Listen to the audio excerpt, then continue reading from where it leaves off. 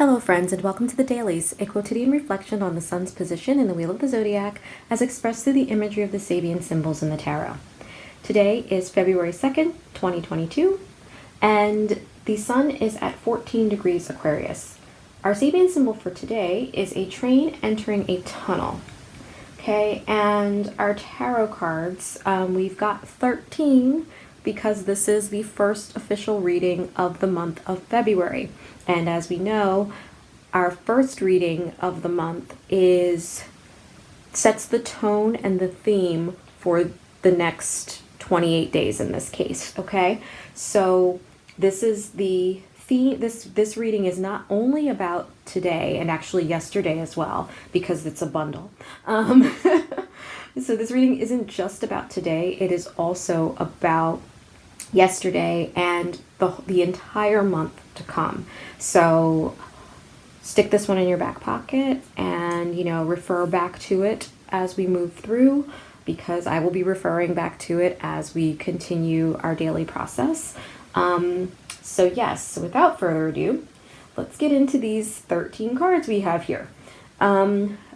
Underlying energy is the Eight of Wands. Okay, so that's our underlying energy. First column, we have the Seven of Swords, the Tower, the Five of Swords, the Moon.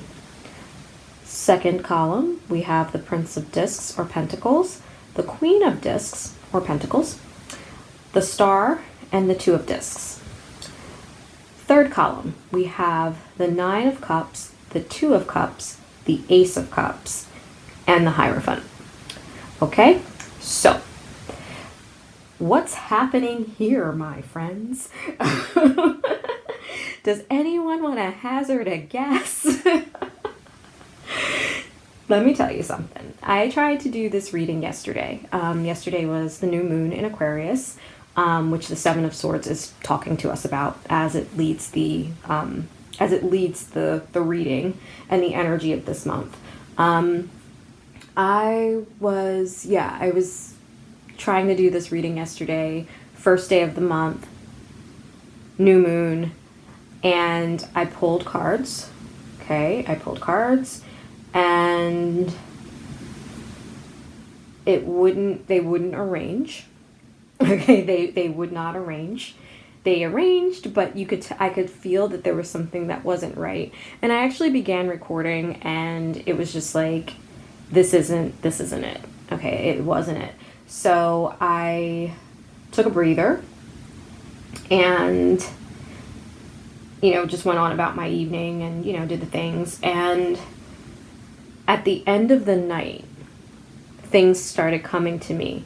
And some of the cards, okay, because some of the cards were yesterday's cards and then some of the cards I got today.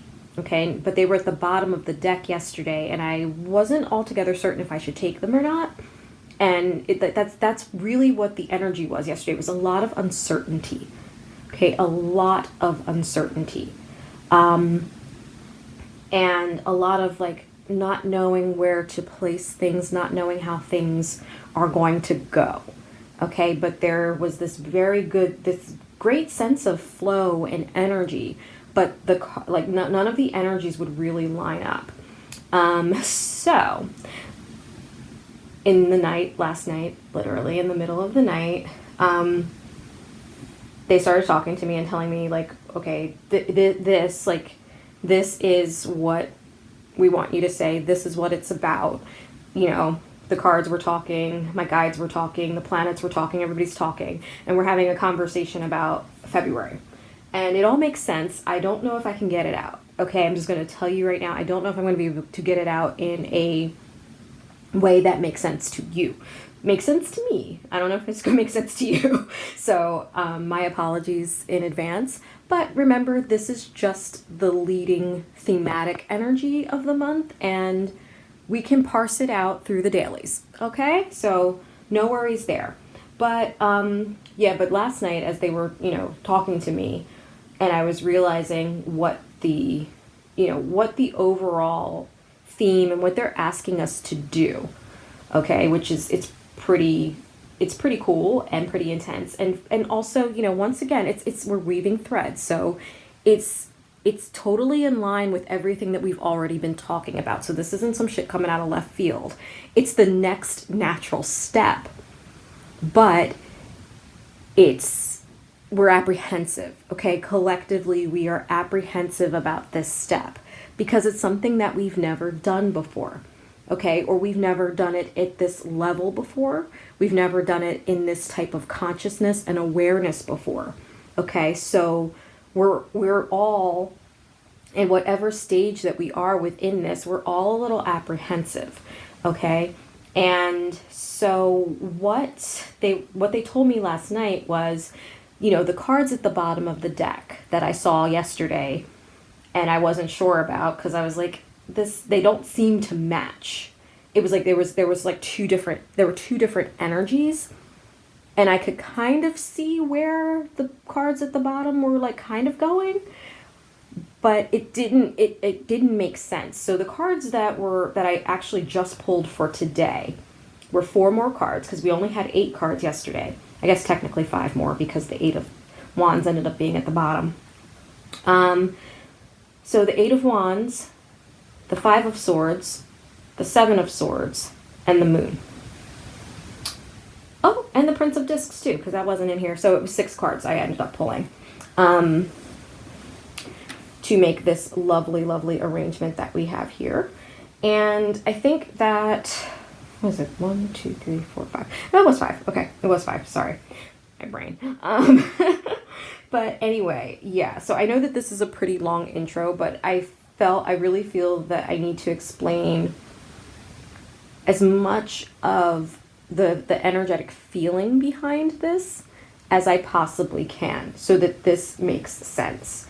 Okay, because this month, astrologically, is pretty intense. Okay, we've got Pluto moving to the 27th degree, 28th in Sabian symbol talk, the 27th degree of Capricorn. Okay, and Venus is now direct, Mercury's now direct. Okay, so there's forward movement in our value structure. There's forward movement in our thinking and communications. Okay, we're not going back and redoing things. We're not reviewing. We're not in that space anymore. Okay, so we're picking up steam. Okay, is basically what I'm saying. We're picking up steam.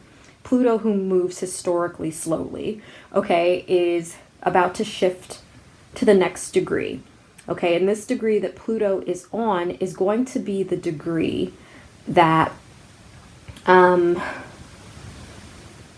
Venus and Mars and Vesta, I believe, will all be meeting Pluto on this degree on March 3rd. Remember I was talking about that big conjunction that, you know, we're talking about the aviary, okay? Pluto's going to be on that degree very soon, okay? Also, this month, Pluto is going to be trining, which is a nice flowing aspect, the north node of the moon. Okay, so when that happens, the north node is our evolution, and that's in Taurus, okay? And we've been talking about this sense of embodiment, okay? And this new experience of our reality, because that's another thing that Taurus rules. Taurus rules our embodiment, but also our embodied experience of our reality. So that's why last month it was so important that we practice the call and response, that we practice showing up authentically. We practiced every day for 31 days, holding ourselves together, showing up and meeting life as the people that we know that we really are inside. Okay, no matter how hard it was, okay, no matter how much it exhausted us, no matter how much we wanted to kind of fall back into old patterning, no matter how much and even if we did, okay, we still picked ourselves up and we got up and we said, you know what? All right, this is what's happening. You know, instead of what would Jesus do, like what would my divine most bestest self do in this situation? And that's how we were meeting life. Okay? And we were practicing that, okay? And that was part of that call, like calling out to life and showing up and being in communication and right relationship with our lives as ourselves, okay? So that was January's mission, okay, to get us together, to get to that point. All right. And that was our practice. We were talking so much in January about practice. Okay. And it's, at this point, especially after coming to, the end of January, where we were talking about like that practice, but then all of a sudden this understanding that we are going to be, it's time for something to be reborn. Okay. It's time for something to actually be reborn into our reality. Something that hasn't been here for quite some time, or ever. Okay. Or ever. All right. And that's part of what that Pluto trining the North Node is remember how we've been talking about all of the things that are ready to exit the underworld, all of the things that are ready to come up into the external. With that North Node, that's the channel right there. Okay, that's Pluto directly talking to the North Node, and Pluto is the ruler of the South Node. So there's a continuum that's happening where all of the things that are ready to be born are now ready to come through. Okay, and that's happening this month. All right, so that's pretty big. Venus and Mars are also going to be conjunct for most of the month. Okay, conjunction is where they're not going to be at the exact same degree, not until March when they meet with Pluto. But they're going to be very, very close together. Okay, very, very close together, moving through Capricorn starting next week, okay? Or this weekend, actually. And so, as that's happening, Venus is our value, okay? And Venus just got done being retrograde, and we're talking about like that value structure, right? Remember, we've been talking about that value structure that Venus has asked us to expand, okay? Expanding that value structure through Venus. And then Mars in Capricorn, which we were talking about for months, as the Three of Discs card or the Three of Pentacles card, which is the card that corresponds to this placement, Mars and Capricorn. That is that placement, and that's that energy. And we were talking about that as the channel for our desire to move. So you have movement and desire moving through Capricorn. What does that tell you? That is the movement of our desire. That's Venus and Mars moving through Capricorn together this month as Pluto trines the North Node and sextiles the South Node. Okay, this is all of the things. This is rebirth, friends. This is rebirth and this is regeneration. Just in time for spring. Okay, so this is what is happening. Okay, this is what is happening or will be happening throughout the month. Okay, right now, while Mercury is still preparing to end the retrograde, okay, these first few days after the new moon. Okay, now what is a new moon except a rebirth on an emotional level? So there is this sense, like we were talking about the end of last month, coming to this sense that we have to be reborn and we have to allow birth to take place. Now, if you want to look at last month as like birthing class, that's kind of what that was. Okay. And they're telling me this now or they've been telling me this since kind of like last night in the middle of the night. We can look at last month. We kept talking about practice and practice and practice and practice. And I swear I feel like Allen Iverson and the practice speech. If you don't know, go look it up. Philadelphia trivia there. That was also copied by Ted Lasso, by the way. So you can also find the practice speech on Ted Lasso. Anywho,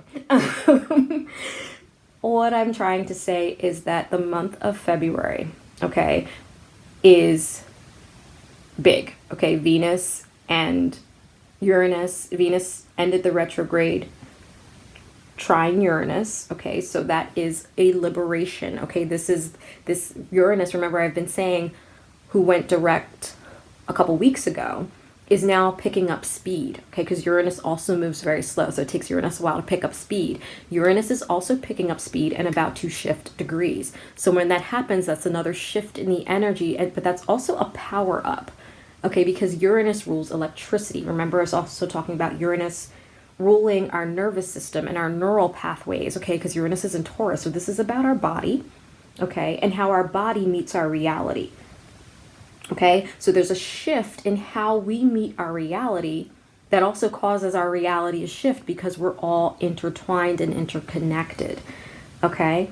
So that's how we're starting this. Mercury is ending the retrograde conjunct Pluto, okay? So all of this talk that we've been having, remember I was talking the other day about Mercury having this conversation with Pluto about, hey, it's time. All right, it's time for the stuff to start coming up. All right, and that's what we were talking about Monday with the people graduated on the stairs upward, okay?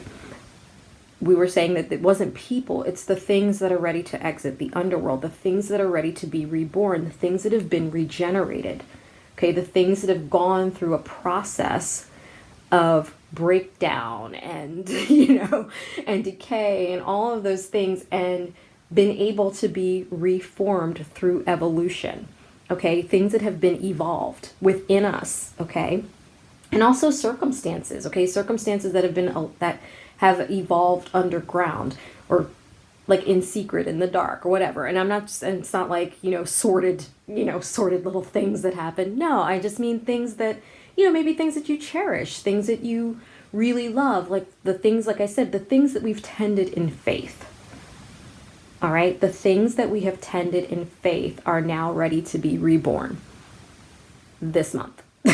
Okay, this month. So that's kind of the astrological layout. Now we're going to go through the dailies, and we're going to, as the days, go, we'll talk about, each thing as it's happening. But that's pretty much like our astrological overview. Okay, we've got Pluto switching a degree, trining the north node, sextiling the south node, which it rules, okay? So that's like, hey, we're going to send up all the things you need for all the things that are ready. We're moving out. We're moving out of the underworld and into the external world, okay? Out of the inner world into the external, okay? That's the best way I can put it, all right? We've got Venus and Mars together in Capricorn, the movement of our desire through the new, bigger channel. Okay, the new, bigger value structure. That's what that is, friends. Venus and Mars together in Capricorn is movement through our new value structure. All right, which is the thing that allows this birth. Okay, now, there's a lot of birthing stuff going on here. I don't know if it's just because, like, I am just kind of naturally a mama, always have been. Okay, I don't know if it's my Cancer moon, I don't know what, but they are literally giving me, it's like birth. And I'm like, okay, so we're going to talk about this. All right, now, our symbol yesterday, okay, for the new moon was 13 Aquarius, a barometer. Now, I sat here and I could not figure out what the hell that shit meant. I'm like, a barometer. Because it's a very cryptic symbol, and you're kind of like, well, what the heck does that have to do? Especially with a new moon.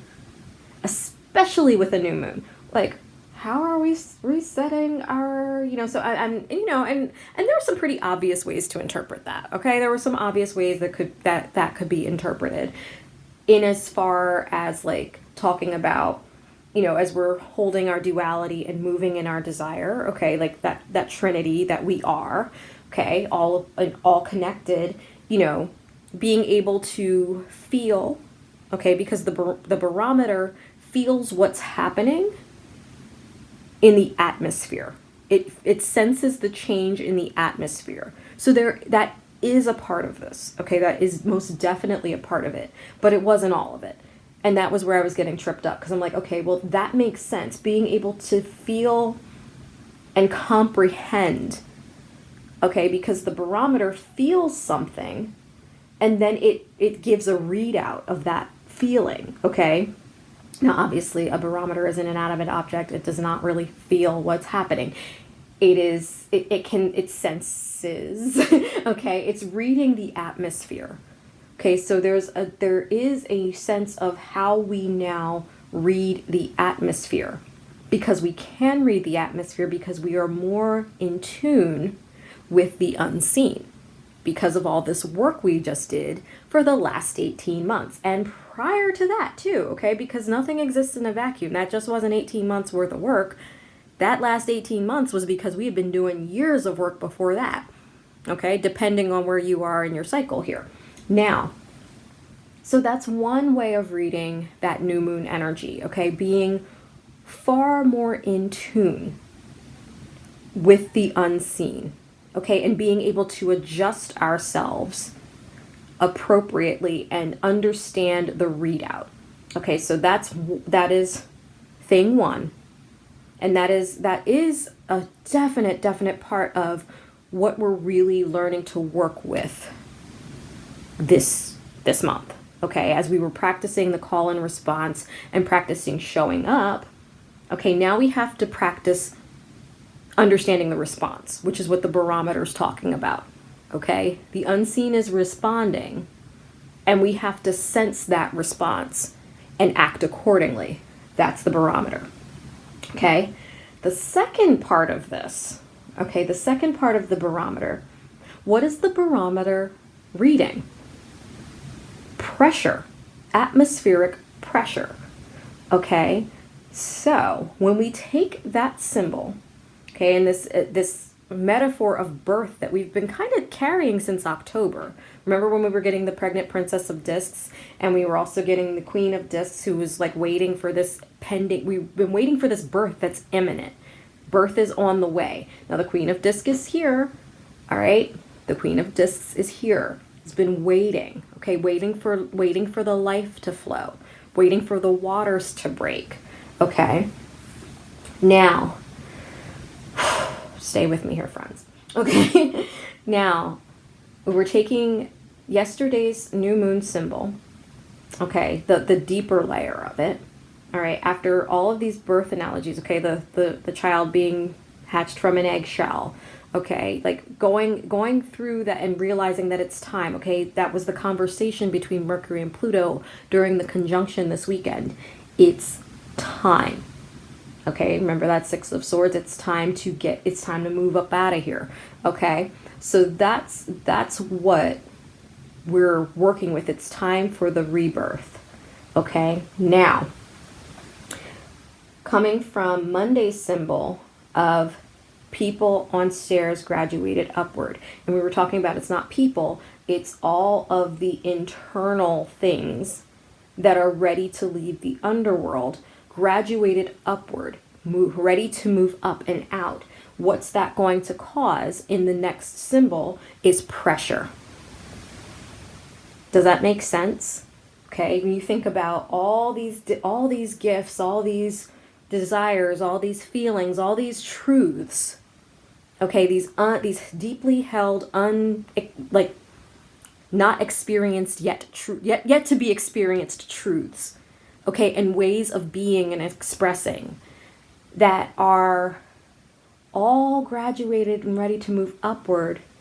That's going to put pressure, the barometer, okay, the barometer's reading the pressure in the atmosphere, okay?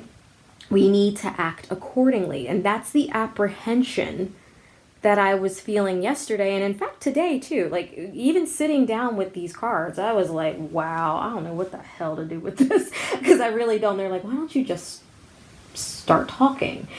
It always works out. And I'm like, oh, you know, because it does. It always works out. But I think that my response is kind of like this collective apprehension that we're all feeling, because it's the atmosphere is different. There's a different type of pressure in the atmosphere, and we don't know what that is. Okay, we don't know what it is, but we do know what it is because I'm telling you what it is. So tell your friends, okay, and anybody else that's feeling crazy. All right. Anyway, so there's this sense of pressure, okay, and being able to read the pressure, act accordingly. Now, what is the acting accordingly? All right, and this right here is where we meet our fear. We meet that edge, Okay, and this is February's work. This is what they were telling me is February's work. Because the cards as they came out yesterday, the first card that came out was the Two of Discs, okay? And the Two of Discs was lone, all by itself. And they were like, okay, just flip the deck over, see what's underlying. Underlying was the Nine of Cups. I'm like, I don't know if I should take it. They're like, take it. And then underneath was the Two of Cups, the Ace of Cups. So there's a sense of flow. Okay, the room we've been talking about restoring the flow, and my eyes just got huge. So I'm like, whoa, that's a lot of flow. Okay, because it felt good. Like, it felt good. I don't want to say like it was exciting. Okay, I don't want to say like I was like, oh my God, no. It was a really good feeling, especially with this Two of Discs card, talking about we've been talking about this Two of Discs, and in fact, it was the last card I read on Monday. Remember? It was the last card I read. Maybe it wasn't the very last card, because I actually talked about the Six of Discs, I think a little bit after that. But the Six of Discs was even talking about this as above, so below, things coming into unity and the reciprocity. But that is shown by, we've been talking about the snake in this figure 8 eating its tail on this Two of Discs card as the movement of our desire. The undulating movement of our desire is what causes the flow.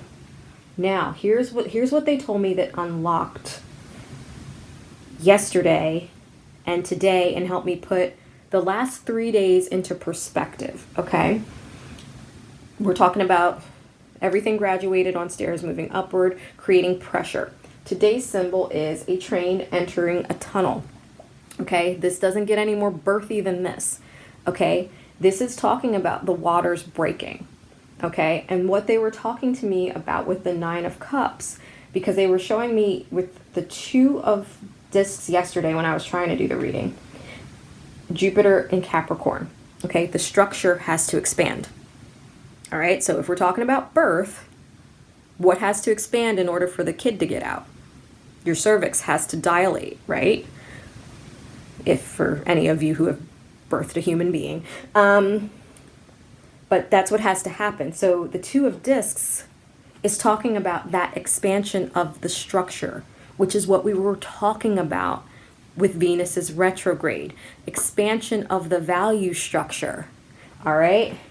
So that the desire can move. That's the Two of Discs, okay? It's actually talking about the expansion having happened, or is happening, okay?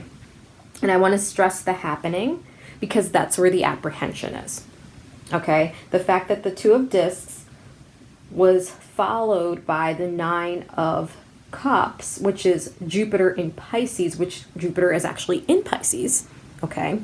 So Jupiter's in Pisces, and what have we been saying about Jupiter in Pisces? Talking about soul expansion, okay? Now, the other thing that I didn't mention in all of this is that when Mars and Venus get together and start moving through Capricorn, they're going to be sextiling Jupiter in Pisces. And that's an opportunity, okay? That's literally the Two of Discs and the Nine of Cups, okay? That is our soul, our expanded soul moving in its expanded desire capacity through the expanded desire channel. Okay, that's our soul moving through the expanded desire channel.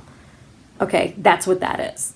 Okay, that's our soul, our intention, our action, all moving through this larger channel. Now, like I said, in order for things to be born, all right, there has to be an expansion in order to get the kid out. Okay, and we're just talking about human physiology, and most especially we're talking about human physiology because I think that our bodies as human beings, and I don't care what you were born as, okay? It doesn't matter what your body has on it, okay? We all birth things. But I think from a physiological standpoint, most especially because the North Node is in Taurus, okay, we are all having that type of apprehension that comes when we realize that we have to give birth. It's not practicing. Okay, we're not at the little Lamaze class doing the little breathing and, making all the nice little things and preparing, like I was talking about, like moving in that desire with the Knight of Swords, okay, and working in that unseen. You know something's coming, so you're going to prepare for it. You're going to work with it. Okay, now we're done with that. It's go time. All right, it's go time. Labor pains have begun. The dilation has begun. And that can cause a little bit of apprehension, okay, in anyone. All right, and I'm talking about anything. Even if you, okay, like we're not even talking about people, but like, say you worked on a huge project. And I'm talking about, it's about to be like it's like the biggest thing you've ever done. Okay, and you're about to launch that out. You did all this work, you're at the threshold, and now you have to open up and send it to the world. There's a level of apprehension there. Okay, so it's a human baby, a creative baby, okay, whatever it is, like that's what we're talking about. We're talking about that apprehension, and that's these next 2 days. All right, because the pressure of yesterday's barometer degree is actually the thing that pushes us, okay, that expansion, because the pressure causes the expansion in the 2 of discs and the 9 of cups, okay? The 9 of cups being the expansion of the soul, but like this really, also this desire for happiness, okay? This desire, this new desire for our souls to be fulfilled. That's what I'm talking about. The desire for fulfillment is what is causing the pressure that causes the break, the waters to break, which is why it was 9 of cups, 2 of cups, Ace of Cups, because the Ace of Cups talks about the restore of the original flow.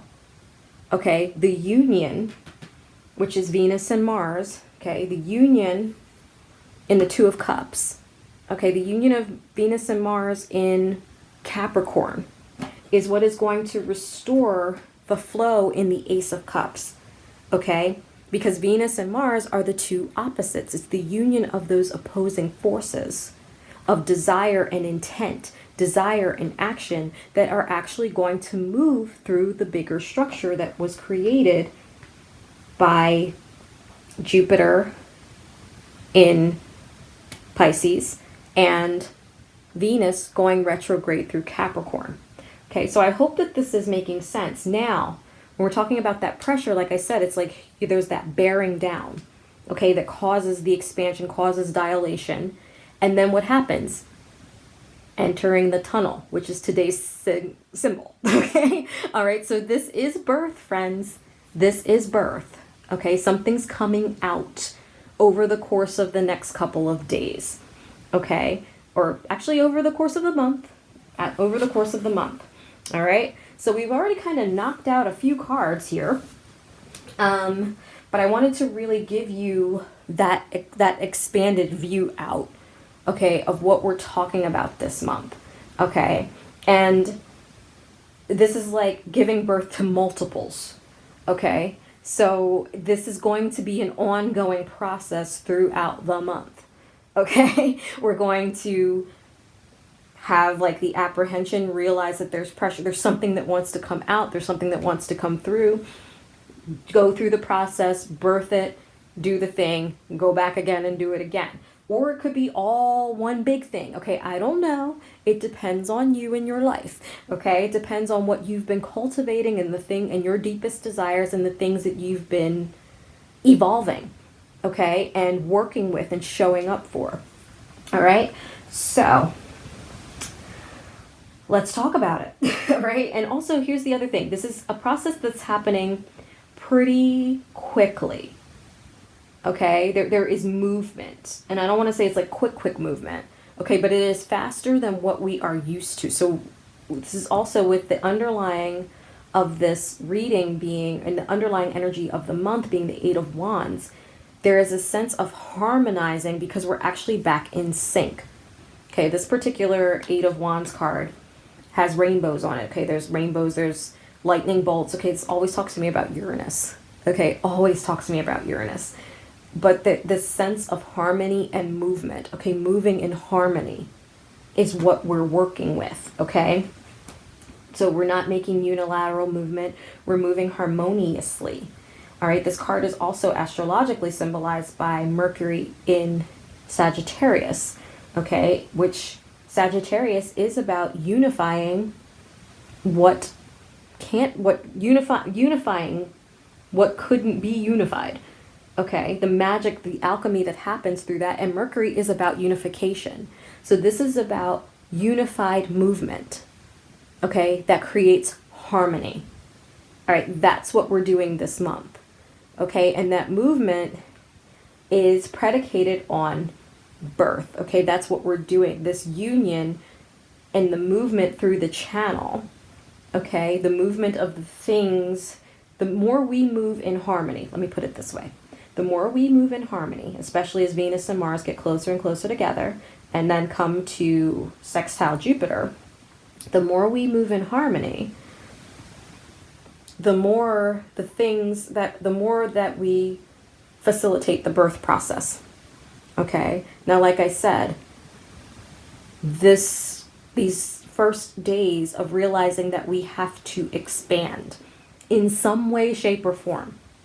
There must be an outward external expansion. Something inside of us has to be willing to open. Okay, so that we can do this.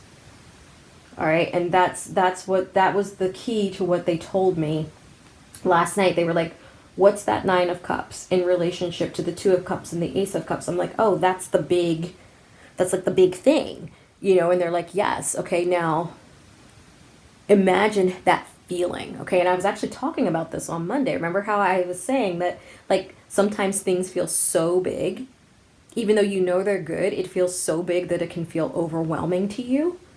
And so you don't open up, you only kind of let the trickle through. This is not that time. Okay, this is not that time because it's so big. And the more you open up easily, okay, the more you open up willingly and let the energy just flow as it needs to, Two of Cups to the Ace of Cups, okay, the more we open up willingly, the less difficult it's going to be for us. Okay, because here's the thing, it's time. All right, so we talked about the underlying energy of moving harmoniously, okay, moving in a unified, harmonious way through the Eight of Wands. So we kind of like this first column here, which is started by the Seven of Swords. And I was like, the Seven of Swords, like, why the Seven of Swords? It doesn't, aside from the fact that, yes, okay, Seven of Swords is that it's actually moon in Aquarius. Okay, that's the Seven of Swords astrological connotation. Moon in Aquarius. Where did we just have our new moon yesterday? In Aquarius. So what this is talking about, what the Seven of Swords is telling us, is that in order, we're going to feel more and more and more and more pressure. Okay, which is actually kind of what, it's very interesting, because this particular Seven of Swords card, I've described it before, but it's one ace, like a big sword, flanked by three little swords that seem to be kind of attacking it. Okay, but this time the three little swords are like, it's like, you know what you need to do. Stop psyching yourself out, because the Seven of Swords card to me is when we psych ourselves out. All right, we already know what we know.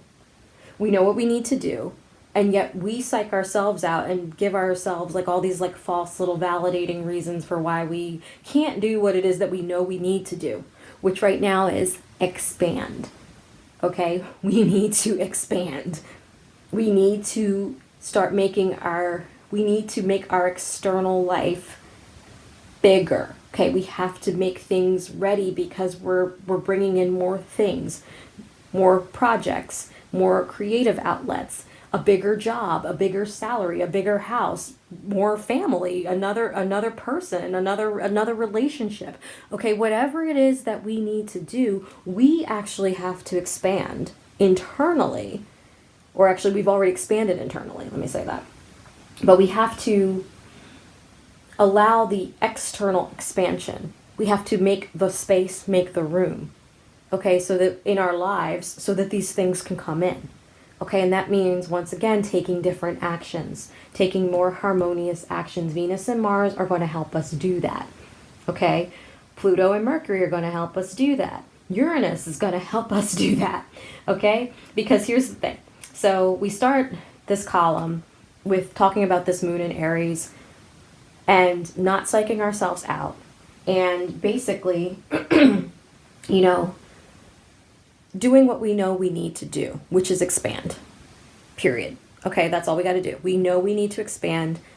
Let's expand. Okay, so we're reading the room, seeing the writing on the wall. Okay, the pressure is mounting. Okay, the pressure is what causes the tower. It causes the break. Okay, the pressure causes the break. All right, there's so much that's waiting to come up there has to be a moment where we open up. Okay, and what this opening is, which is the card after the tower, is the Five of Swords. Now, the Five of Swords has been talking about the steps. Okay, the steps that we need to take to do what we need to do. But what this particular Five of Swords is, they actually gave me this. That's when they told me last night. They're like, you need to take that Five of Swords because it's coming into play.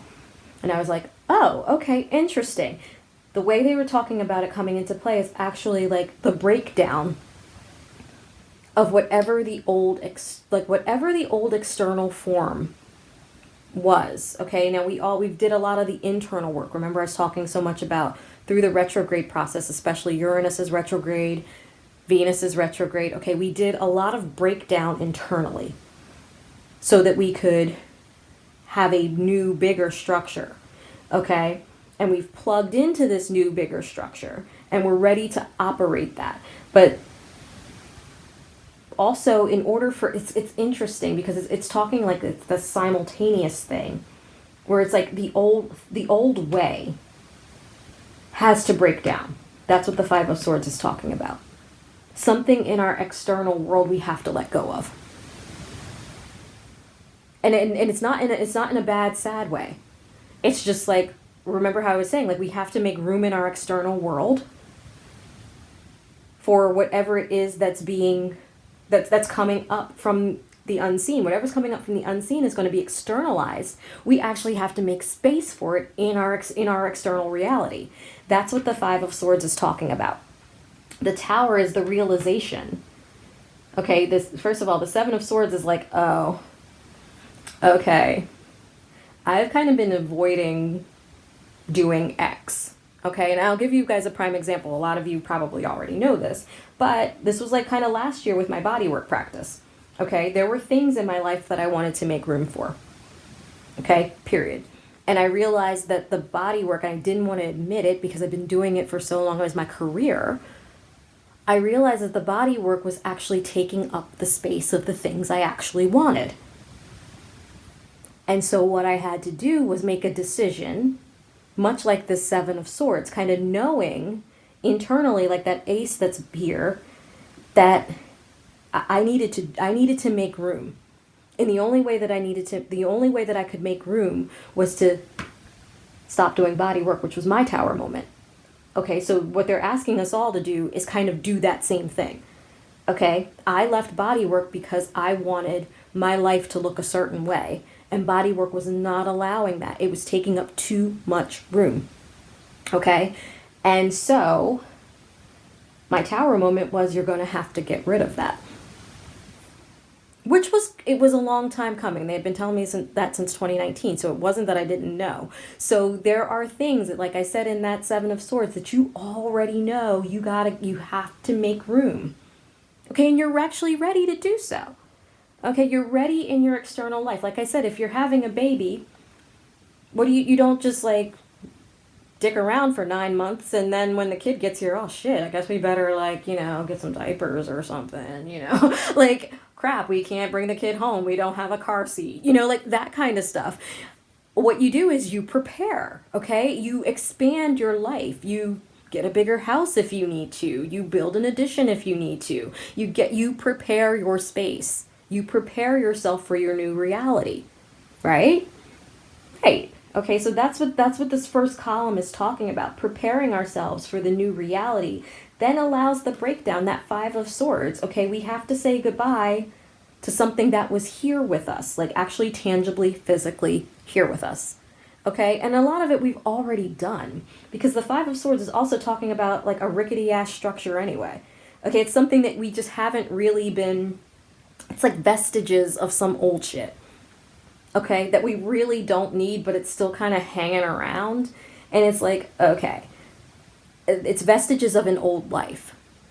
That's what I want to say. Vestiges of an old life that are still kind of hanging around. All right, that's what the Five of Swords is talking about.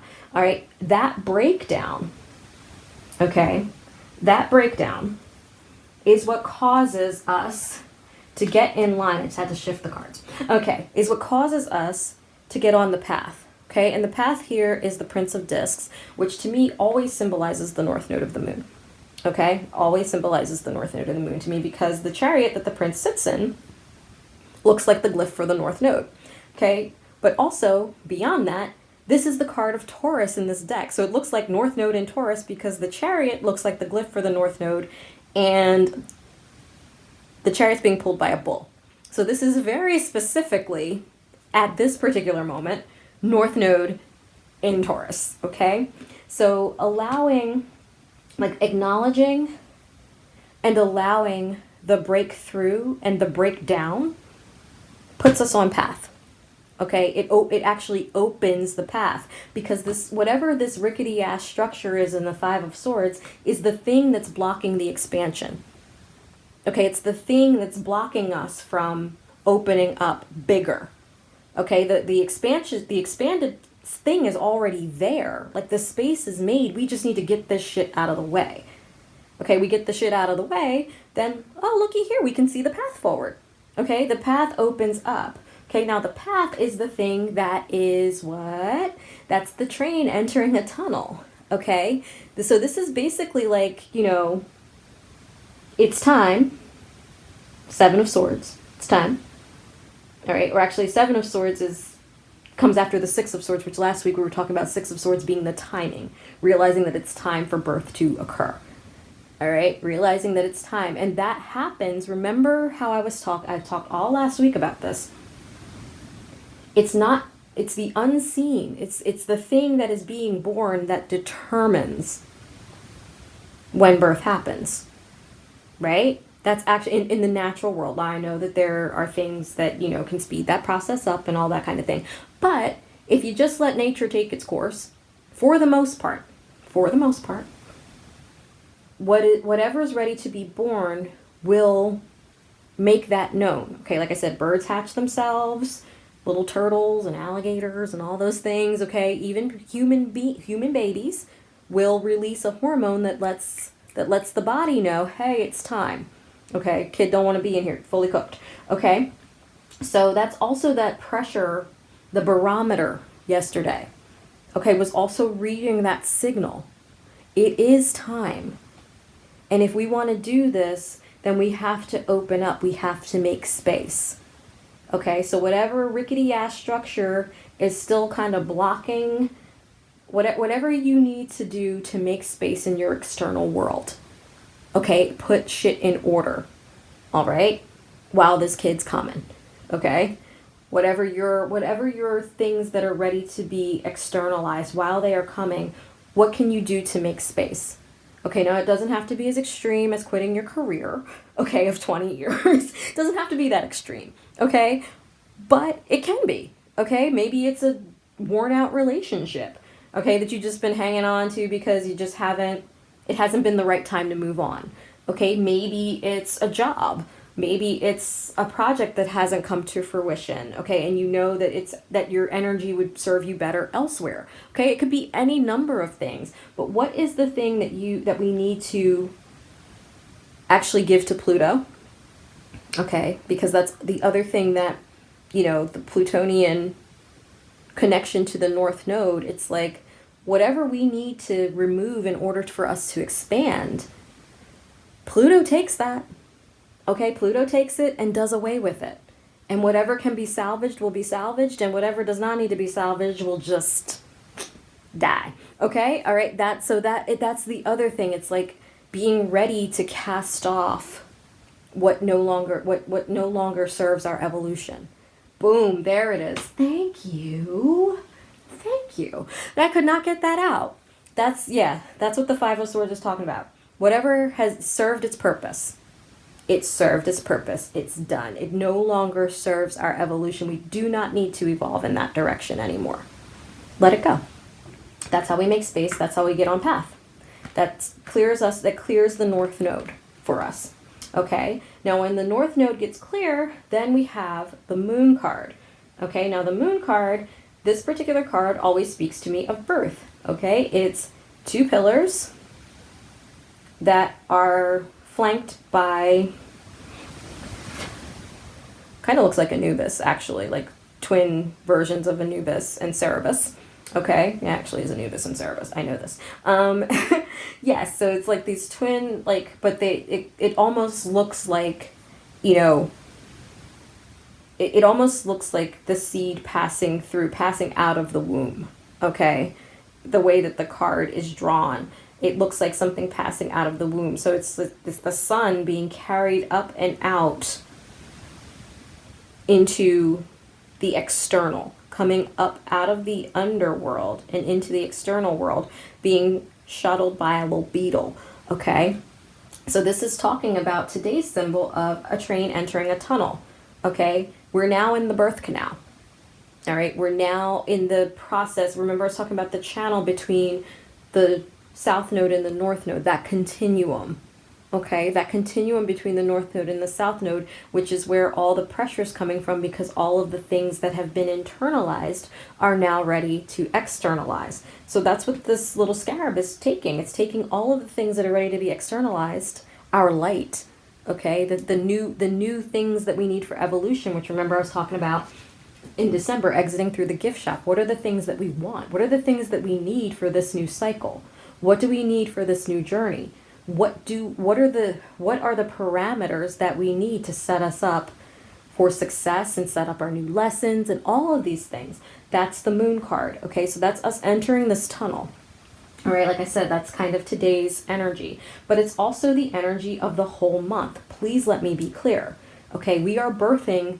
This whole month is about birth, the process. Okay, and like I said before, especially when I was talking about you know, that third quarter square with the egg, you know, a child hatching from an eggshell. It's a process. It's not easy to be born. Okay? It's not easy to be born. You get squeezed. Okay? It's, you know, like even thinking about like little birds, you have to do work. You got to peck your way out of that thing. You're all, you know, squished and everything, and you actually have to do the work of leaving the eggshell. Okay, and while in human terms, you know, the parent is doing the pushing, okay, but the baby is also enduring that pushing process. Okay, so I don't want to say that this is gonna be a cakewalk. Okay, but what I am saying is that be prepared to put in some effort, okay? But it'll be smooth, because that's what the Eight of Wands is talking about. It's the harmony of it, okay? It's the harmony of it. We have the help to make this a smooth process if we allow. Okay, now if we're gonna, you know, try and climb back and like put together the little 5 swords and shit, and, you know, or we just don't want to let it go, or I just want to keep this one little piece, okay? Then it's going to be more difficult. This month. Okay, this month will be more difficult if we're resisting the process. Trust the process. Wow, it's a lot of Sixers references. Philly. Anyway. So following the moon, we have the Queen of Discs. Now the Queen of Discs is looking at the pathway. Because remember, we've been talking about the Queen of Discs sitting in her pineapple.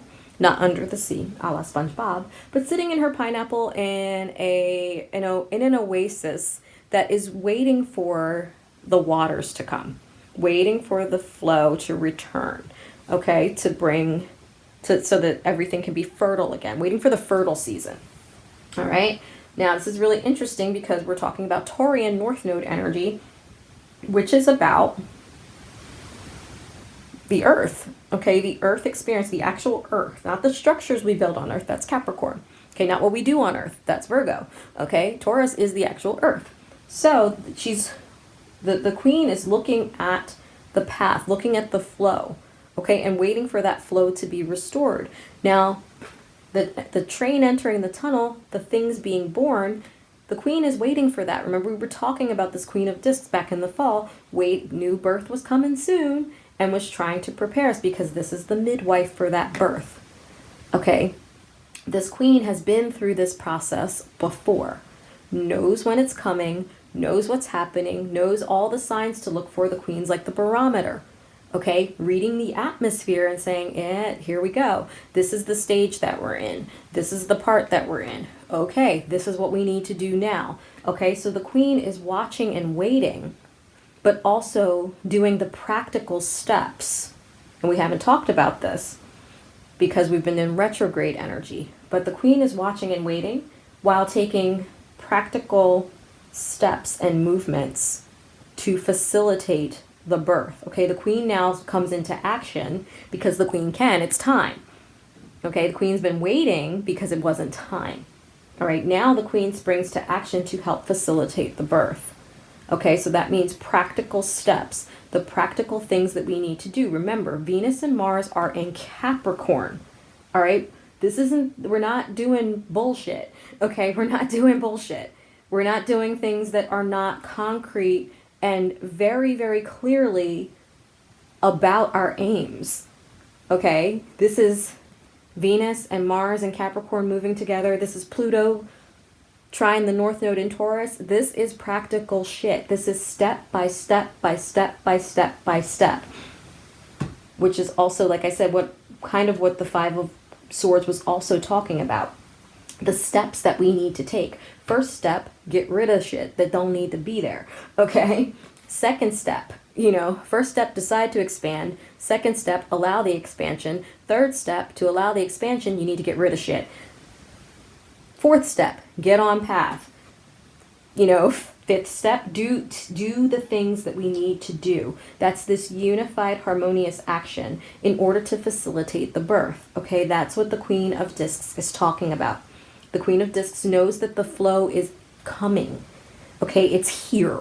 All right, the time is here for the flow to be restored. Okay, so the queen isn't going to sit there and just be like, oh, well, yeah, there's some shit in the channel there, so I'm going to let it sit. It'll probably take care of it when it comes through. Okay, no, the queen is making sure, okay, now it's time. Let's make sure the channel's clear. Let's make sure if there's any overflow, we can handle that. Okay, the queen is looking at the steps that need to be taken. All right? Okay, so now that we're doing that type of action, okay, we're taking the practical action to midwife, okay, to birth this thing. Okay, what happens is we have the star, okay, and the star is, we've been talking about that pouring down of energy from the unseen. Okay, so the unseen energy moving through the body, okay, train entering the tunnel, right? And then coming out crystallized into form. All right, so this is birth. This is birth, okay? Now, does this card want to be here? I don't know, but we're going to talk about it. I don't know. I've been moving these cards, and that's the other part of this. It's like, we're not going to rationally know the steps. Okay, we might not even really be able to feel the steps. So there might be some times where we might have to wait a minute. Okay, we might have to stay doing something for a little while. Okay, we might need to really pause and look.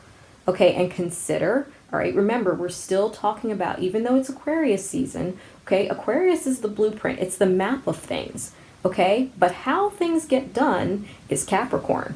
Okay, that's Taurus. Okay, how we're going to do that, how we're going to manage this, that's actually Virgo energy, but Capricorn and Taurus together can be very Virgoan. Okay, it can stand in for that energy because, like I said, it's the practical things that we need to do to build the structure right. Okay, to make this right, to do it right, to get what we want, Taurus. Okay, do it right, Capricorn, and get what we actually came here for, Taurus. Okay, that's what we're doing. So, the star card, like I said, which is that unseen energy moving through us, passing through us as, this tunnel, okay, this birthing process, and then coming out crystallized. causes the change, okay, in the Two of Discs, which is what we were talking about, okay? It causes, the desire is now moving freely, okay? It's moving freely and it's causing more expansion, okay? And that expansion then causes more unification. The unification causes easy flow. Easy flow then drops us into the Hierophant, okay? So we just went from the Two of Discs to the Nine of Cups, to the Two of Cups, to the Ace of Cups, to the Hierophant, okay? And the Hierophant, and I'm going to spare you the cups and the Two of Discs because we already talked about that earlier, so you know where that's coming from. Okay, so we kind of like start there and end there, but we end here at the Hierophant, okay? And the Hierophant is the card of Taurus. This is embodiment. This is the externalization, okay? Because that's what this card is talking about. Okay, the Hierophant is standing in a 5-point star, okay, with the Sword of Truth, the same sword that we started the reading with in the Seven of Swords, okay? Sword at the bottom being held by the priestess, okay, being held by the priestess who has the sword and the moon in hand, okay, and is sitting at the root, okay, at the sacral and at the root of the Hierophant. All right? This is us being rooted in the unseen, creating that embodied movement, okay? And also anchoring this new reality, like really anchoring it, okay? Because the Hierophant in this particular card is flanked by the symbols for Aquarius, Leo, Scorpio, Taurus, okay? So it's not just the Taurian card, but it's talking about the fixity. Okay, Taurus is about the ultimate fixity. It's talking about anchoring, okay? The more we move in unity, the more we expand and allow, the more we clear out the shit that just is not serving our evolution anymore. Give it up to God, okay?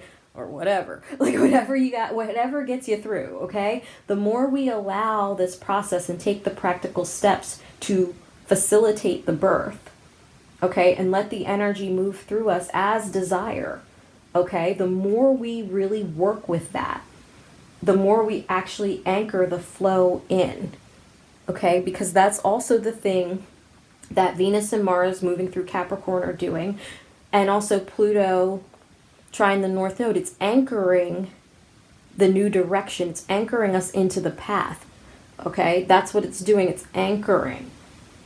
Can't say it enough, right?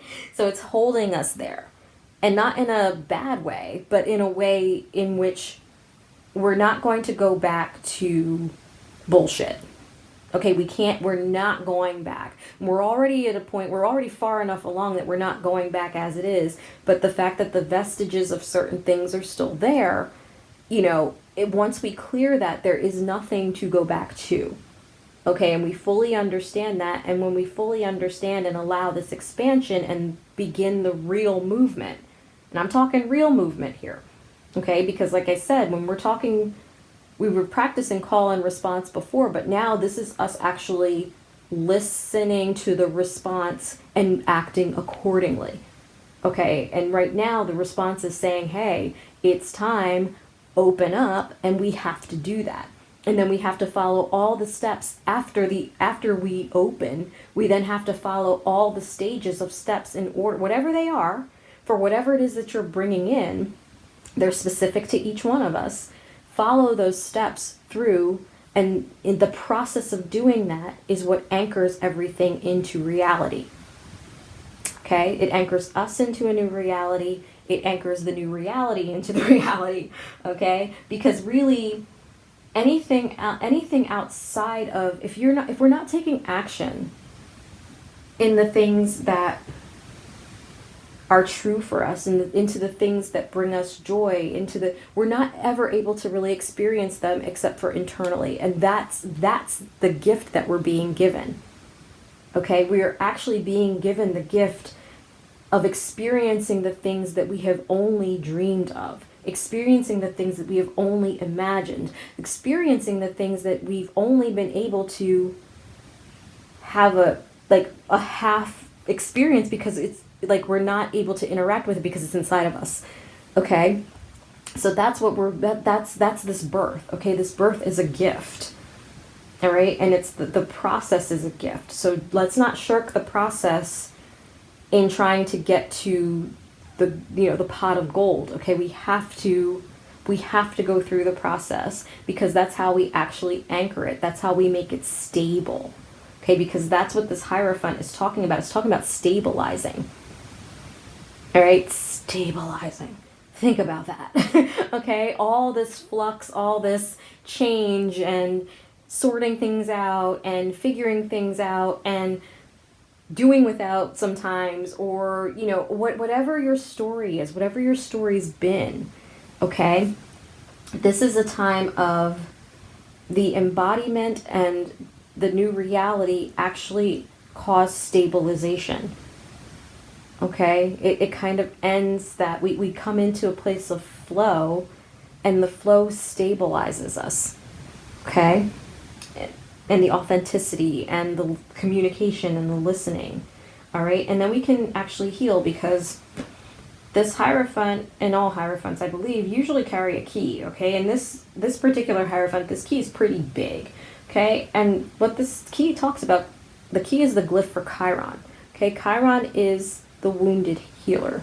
Okay, and in having to, it's talking about transcending the things, transcending our past, essentially. Okay, transcending the wounds and the things of the past. All right, that's what it's talking about today. Okay, so that the key to transcending the past is to take new action. Now, the fact that Chiron is in Aries and is actually aspecting all of this, okay, because Chiron is actually in Aries squaring Venus right now. Okay, all right, so Chiron's going to be kind of traveling mildly along with Venus and Mars for a little bit, just for a tiny, tiny bit. Chiron moves pretty slow. But Chiron in Aries is about the wounding that happens either through inaction or through our actions. Okay, so it's when we're not acting in alignment that Chiron in Aries is activated. Okay, so now what we're talking about with the Hierophant being embodied, okay, and holding this key, because they're really bringing this key up for me right now. The key here is talking about acting in alignment. Okay, acting in alignment, because we're talking about Chiron and Aries in this specific sense, okay, right now, all right, not forever, okay, is actually what is bringing us the stabilization and the possibility for a new reality. Okay, and I couldn't even say the possibility, it's imminent, okay, because you can't stop a birth. Let's just be very clear. You can't stop a birth. Whatever's coming out is coming out. And that's why it's like the train entering the tunnel. Once the train goes into the tunnel, you're not putting it back. Okay, you can't make it, oh, well, just reverse it, flip it and reverse it. No, we're not Missy. Okay, we're not doing that. So that's what this is talking about. What we have set in motion, we now have to act on it.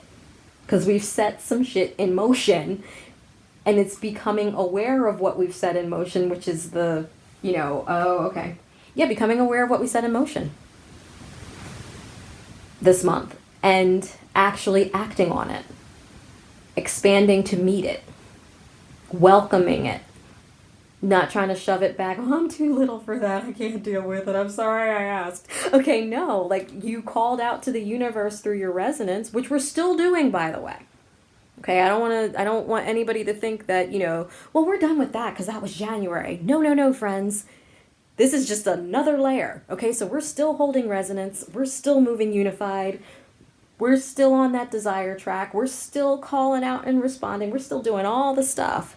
Okay, because the call and response is also the thing that's going to tell us the steps to take. Okay, it's going to tell us the steps to take.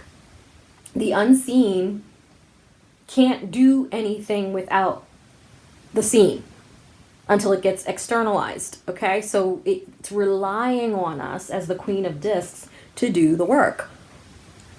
Okay, it's relying on us to not be like, oh yeah, well, I actually think it would be better if we did blah, blah, blah. No, listen to yourself. Okay, we have to listen to ourselves. We have to listen to ourselves. We have to read the barometer. Check what's going on in the atmosphere. Listen to that unseen, because it's giving us the feedback on how to birth it. Okay, that's what it's doing. So we have to listen. All right.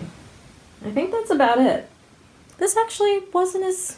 I knew, like, they always tell me, they're like, would you just start talking? But I think I had to, sorry, my throat is so froggy. Excuse me, I need a little drink.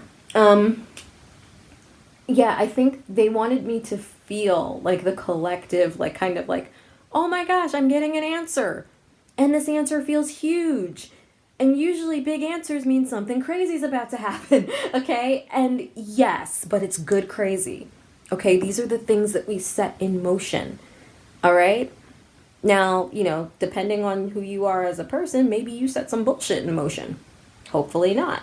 Okay, but if I would think that if we are all together here in this space, that we are trying to transcend the bullshit. So I'm thinking that we've all set some pretty decent stuff into motion, and now it's time for us to work with that. Okay? So friends, once again, thank you so much for being here. This is going to go out on all the podcast platforms as usual, because it's the first reading of the month. So if you are listening on anything that is not Patreon and you want to get in on the dailies and follow this story as it plays out, please do consider becoming a patron. It's patreon.com/elementsandalchemy. Check it out. And, for those of you who are my patrons, I absolutely love and adore you. Thank you so, so much for being here. And whoever you are, thank you for being here and listening to me. I appreciate it.